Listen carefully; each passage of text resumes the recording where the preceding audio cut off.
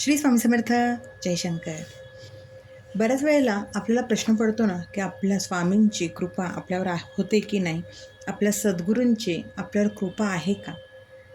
कसं ओळखावं बरं हे, की स्वामी आपल्यावर कृपा करतायत का? स्वामी कृपा ही केवळ भौतिक सुखात नसते, तर ती आपल्या आंतरिक ओढीत असते. आपण किती मनापासून, किती अंतःकरणाने स्वामींना हाक मारतोय, त्यांना साथ घालतोय त्याच्यावर असते. आपल्यावर स्वामी कृपा आहे हे ओळखण्यासाठी सर्वात मोठी खूण म्हणजे आपल्या उपासनेतील, म्हणजे आपण जी काही नित्यसेवा करतोय, जी काही सेवा करतोय त्यामधील सातत्य ही सर्वात मोठी खूण आहे आपल्यावर स्वामी कृपा असण्याची. स्वामींनी सांगितलेली उपासना, स्वामींनी खूप काही अवघड आपल्याला उपासना सांगितलेल्या नाहीत.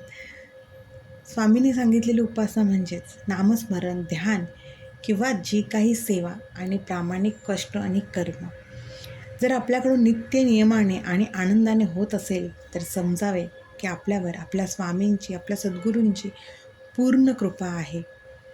गुरुकृपा असल्याशिवाय आपल्याला आपल्या सेवेत, आपल्या उपासनेत गोडी निर्माण होत नाही आणि ती नियमितपणे घडतही नाही.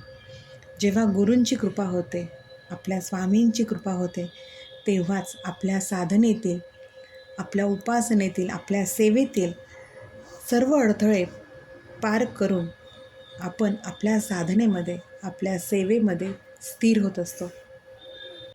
आपण आपल्या सेवेत स्थिर होतो हे खरे, पण स्वामी आपली परीक्षाही घेतात. आपल्या उपासनेमध्ये 4 अडथळे असे येतात ना, की ते आपण पार करून जर गेलो, तर निरंतर आपल्यावरती स्वामी कृपा होत असते. ते 4 अडथळे म्हणजे गुरुकृपेच्या अभावामुळे किंवा आपल्या प्रारब्धेमुळे उपासनेत अनेक अडथळे येतात, ज्यांना विक्षेप म्हटलं आहे. आता ते कुठले? तर सगळ्यात महत्त्वाचं शारीरिक व्याधी. आपल्याला अचानक काहीतरी आजार होणे, कुठली तरी वेदना होणे, आपल्या उपासनेत मन न लागणे किंवा उपासना चालू असताना अर्धवट उठणे, उपासना सोडून देणे, शारीरिक व्याधीने बेजार झालेलं असतं. दुसरं आहे ती म्हणजे झोप.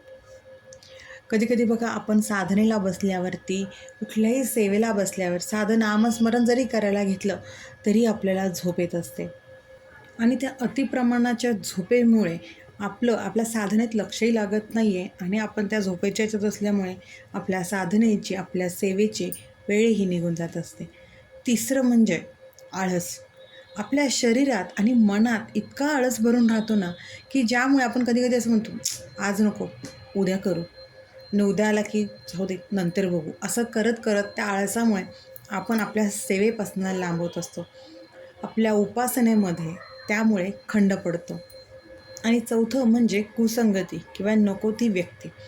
अनेकदा आपण उपासनेला बसणार इतक्यात नको ती व्यक्ती आपल्या समोर येते किंवा असं काही काम निघतं की आपल्या उपासनेमध्ये व्यत्यय येत असतो आणि कुसंगतीमुळे नको त्या व्यक्ती आयुष्यात आल्यामुळे आपला मार्गही भटकतो.